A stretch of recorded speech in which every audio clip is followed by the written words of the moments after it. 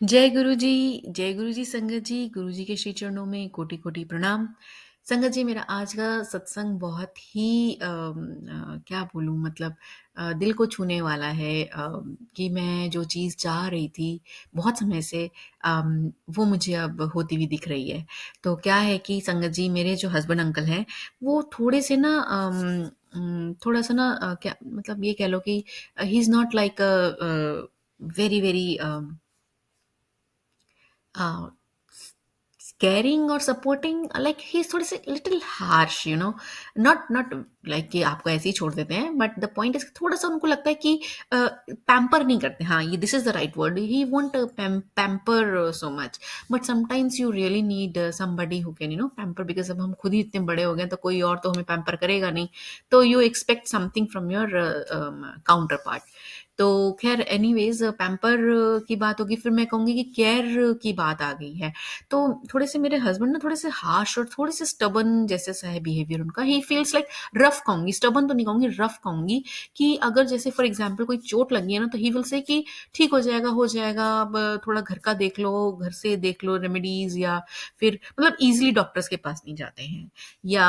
मुझे कुछ चाहिए होगा तो no just try to manage with the things you have and like you know फिर थोड़ा अगर मैं ज़्यादा बोलूँगी तो कर देंगे ऐसा नहीं है कि नहीं करते बट बहुत मतलब 3-4 बार बोलना पड़ता है, तो कई बार तो क्या होता है कि मैं अपने आप को सप्रेस ही कर लेती हूँ कि क्या बोलना छोड़ो लिव इट। इतना समझाऊँगी, इतना बोलूँगी, इतना एनर्जी डालूँगी इससे अच्छा था लिव इट। तो मैं अपनी चीज़ों को सप्रेस कर लेती थी। एक हो जाता है ना म्यूचुअल कि देख के ही समझ जाना, यू नो एक होता है म्यूचुअल जो उस वो लेवल के म्यूचुअल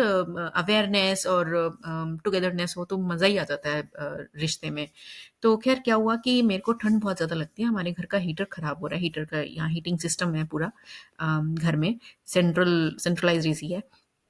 तो वो खराब हो रहा है तो अब मेरे को मैंने आज सुबह पूछा कि भाई हमारे घर का जो एसी ये हीटर है कब ऑन होगा मतलब like when we will call the insurance people and when it will be fixed तो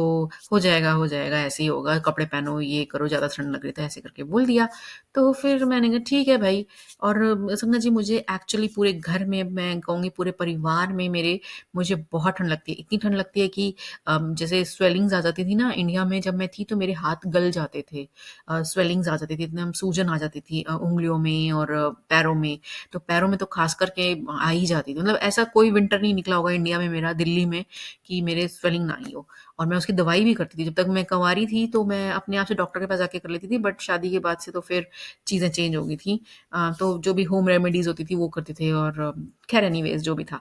तो अब आज देखिए क्या हुआ गुरुजी महाराज ने क्या कितना बड़ा परिवर्तन लाया कि मैंने तो सॉक्स पहन लिया कि ठीक है अब सामने वाला जो बोल रहा है मेरे को पता है इतना 16-17 साल हो गए हैं तो ठीक है लिव इट अपनी बॉडी का खुद ध्यान रखो सॉक्स पहन लो चुपचाप से रहो कपड़े पहनो ठीक है